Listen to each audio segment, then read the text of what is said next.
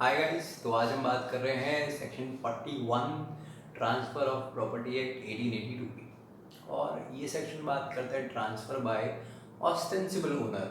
अब देखो, ऑस्टेंसिबल शब्द से घबराना नहीं है। ऑस्टेंसिबल का मतलब होता है something that appears to be, कुछ ऐसा जो लगे पर सच में ना हो। तो ऑस्टेंसिबल ओनर का मतलब क्या है? The owner who appears to be the owner but is not. ठीक है, यानी ऐसा इंसान, ये इंसान ये ओनर नहीं है किसी प्रॉपर्टी का। प्रॉपर्टी सेक्शन 41 में इमूवेबल प्रॉपर्टी की बात है। मान लो ये पीछे मेरा एक इमूवेबल प्रॉपर्टी है, मान लो बस। तो इस प्रॉपर्टी का रियल ओनर मैं हूँ, लेकिन ये ज़्यादातर बोर्ड पर टाइम बिताता है ना, तो लोगों को लगने लगा कि ये इसका इसका वो ऑस्टेंसिबल ओनर है। ओनर जैसा दिखता है, ये सारे काम कर रहा है ओनर जैसे, तो लोगों को लगा यही ओनर है इसका।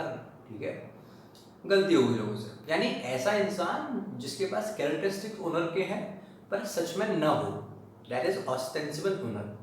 जैसे हस्बैंड वाइफ, मान लो तुम हस्बैंड हो, तुम्हारी कोई वाइफ होगी होगी ना, अभी नहीं है, बाद में तो होगी, सपने तो होंगे तुम्हारे।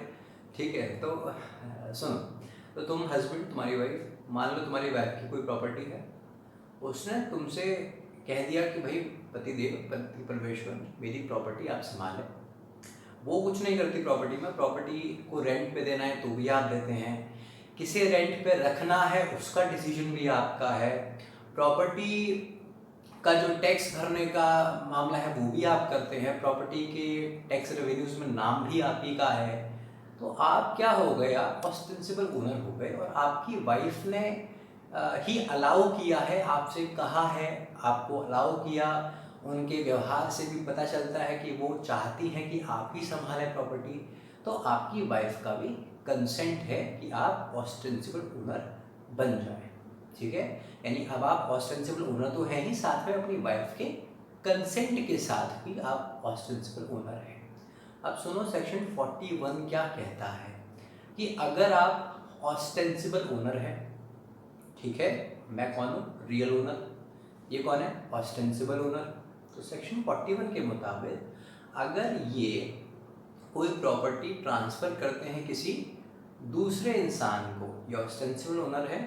अगर ये प्रॉपर्टी ट्रांसफ़र करते हैं किसी दूसरे इंसान को और वो दूसरा इंसान भी गुड फेथ में प्रॉपर्टी लेता है, गुड फेथ का मतलब उसके मन में कोई छल कपट नहीं है, उसको नहीं पता कि ये नकली ओनर है, उसने पूरी इंस्पेक्शन की थी, उसने रीजनेबल केयर के साथ पूरा ध्यान से कोशिश की थी पता करने की कि क्या इसके पास सच में पावर है ट्रांसफ़र करने की, और इसको लगा इसकी कोशिशों के बाद भी कि हाँ, इसके पास ही पावर है ट्रांसफ़र करने की, इस कंडीशन में, यानी गुड फेथ के साथ। ठीक है, गुड फेथ के साथ इसने ट्रांसफ़र लिया है।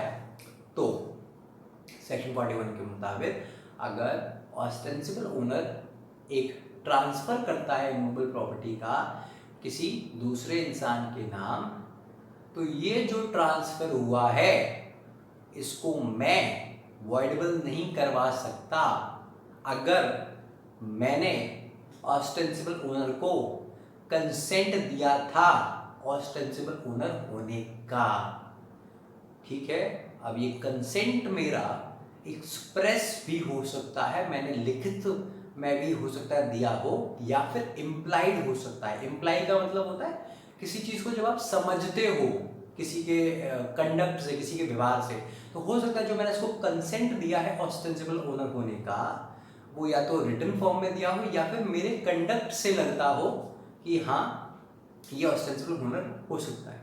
ठीक है, समझ गए? आसान सी बात। 2018 में जुडिशरी में भी एक यूपी जुडिशरी में भी एक सवाल पूछा गया, who is an ostensible owner, कौन होता है और किस कंडीशन में ऑस्टेंसिबल ओनर द्वारा किया गया ट्रांसफर वॉइडेबल नहीं होता। ठीक है, तो आंसर्स क्या है उसके, कौन सी कंडीशन में वॉइडेबल नहीं है? जब इसने गुड फेथ में ट्रांसफर लिया हो, पूरी इसने भाई इंस्पेक्शन किया हो कि यही सच्चा ओनर है, इसके पास पावर है ट्रांसफर करने की, पहली कंडीशन। दूसरी कंडीशन, मैंने इसको कंसेंट दिया हो, एक्सप्रेस से इम्प्लाइड। किस चीज़ का कंसेंट? बड़ा कंफ्यूजन हो जाता है, कंसेंट ट्रांसफर का, क्या ट्रांसफर का कंसेंट नहीं, कंसेंट इसके ऑस्टेंसिबल ओनर होने का। ठीक है, पीछे एक केस है, इस केस की बात भी करेंगे। इस केस में जो लॉ हेल्ड हुआ या फिर जो लॉ इंटरप्रेट हुआ इस सेक्शन में, वो ये था कि ये जो मैं कंसेंट दे रहा हूँ ना, ठीक है, ये consent, this consent should continue up till the transfer. जब आप ये केस पढ़ोगे जजमेंट, उसमें एक लाइन आएगी जहां आप देखोगे कहा गया है that the consent should continue up till the mark, up till the transfer, यानी ट्रांसफर होने तक ये जो कंसेंट है ये होना चाहिए। ठीक है, केस पे आते हैं तब और बात करेंगे। ठीक है, केस का नाम क्या है? शफीकुल्लाह, मोहम्मद शफीकुल्लाह वर्सेस सैमिउल्लाह 1929 का केस है। बड़ा आसान सा केस है, समझो क्या होता है। ये जो शफीकुल्लाह साहब है, फादर है इसमें, पिताजी हैं, पिताजी के 4 बेटे हैं, पिताजी के 4 बेटे, और उनमें से एक शफीकुल्लाह साहब है, बाकी 3 दूसरे बेटे हैं। ठीक है, अब क्या हुआ, ये जो 3 दूसरे बेटे हैं, शफीकुल्लाह साहब का कहना था कि ये जो 3 दूसरे बेटे हैं ये इलेजिटिमेट सन्स हैं इनके फादर के, और जो प्रॉपर्टी का इनहेरिटेंस हुआ है वो इन 3 के पास नहीं जानी चाहिए, इन 3 का कोई राइट नहीं है उसमें, सारा राइट मेरा है, शफीकुल्लाह साहब का कहना था। तो हुआ क्या, ये 3 जो थे इन्होंने प्रॉपर्टी को मॉर्गेज कर दिया। किसको मॉर्गेज कर दिया? इन साहब को, समीउल्लाह साहब को। अब इनको सैम बोल रहे हैं, नाम थोड़ा केस आसान हो जाएगा, सैम साहब, नाम नहीं बिगाड़ रहे, केस समझ आया बढ़िया से तुम्हें, तो सैम बुला दिया। तो सैम साहब को, इन 3 लोगों ने सैम साहब को प्रॉपर्टी मॉर्गेज कर दिया, थोड़े पैसे दे दिए। मॉर्गेज का मतलब क्या होता है, ऐसे समझो सिक्योरिटी के तौर पे प्रॉपर्टी दे दी और उनसे कुछ पैसे ले लिए इन 3 लोगों ने। ये 3 लोग इलेजिटिमेट सन्स थे शफीकुल्लाह साहब के अकॉर्डिंग। ठीक है, अब क्या हुआ, शफीकुल्लाह साहब ने इस मॉर्गेज से 4 दिन पहले एक केस फाइल किया था इसी इशू को लेकर कि तुम तीनों इलेजिटिमेट हो और ये प्रॉपर्टी तुम्हारी नहीं हो सकती। फाइन यहाँ तक ठीक है। अब हुआ क्या, ये जो शफीकुल्लाह साहब ने केस किया था कि ये इलेजिटिमेट सन्स है, कोर्ट ने कह दिया कि हाँ जी तुम तीनों इलेजिटिमेट हो, प्रॉपर्टी पर तुम्हारा कोई अधिकार नहीं। शफीकुल्लाह साहब विजय हुआ आपकी, आप जीत गए, प्रॉपर्टी आपकी है। अब हुआ क्या, केस तो मॉर्गेज से पहले ही चालू हो गया था, और केस का अंत क्या हुआ कि शफीकुल्लाह साहब ओनर है, इन 3 ने तो प्रॉपर्टी मॉर्गेज कर दी थी बिना किसी राइट के। तो सेक्शन 52 पढ़ा है क्या तुमने? नहीं पढ़ा? पढ़ा है, सुनो क्या कहता है सेक्शन 52। सेक्शन 52 के मुताबिक अगर कोई केस पेंडिंग है, कोई केस पेंडिंग है और किसी प्रॉपर्टी से रिलेटेड, इमूवेबल प्रॉपर्टी से रिलेटेड कोई केस पेंडिंग है, तो उस प्रॉपर्टी का ट्रांसफर इनवैलिड हो जाएगा या फिर निर्भर करेगा इस केस के रिजल्ट पर। अब क्योंकि इस केस का रिजल्ट क्या था कि इन 3 का तो अधिकार ही नहीं था प्रॉपर्टी ट्रांसफर करने का, तो क्या होगा, ये जो ट्रांसफर हुआ है ये इनवैलिड हो जाएगा सेक्शन 52 के मुताबिक। ठीक है, तो लेकिन क्या इन्होंने क्या कहा, इन्होंने कहा मैंने साहब प्रॉपर्टी गुड फेथ में ली थी, मैं तो अपराधी नहीं हूँ, मुझे तो पता भी नहीं था ये लेजिटिमेट सन्स हैं, और मुझे ये भी नहीं पता था ये जो है सूट फाइल कर दिया है, मुझे कुछ आइडिया नहीं था यार, मैंने गुड फेथ में जो है प्रॉपर्टी ली है, ये ऑस्टेंसिबल ओनर है निकलेंगे, मेरे को आइडिया नहीं था।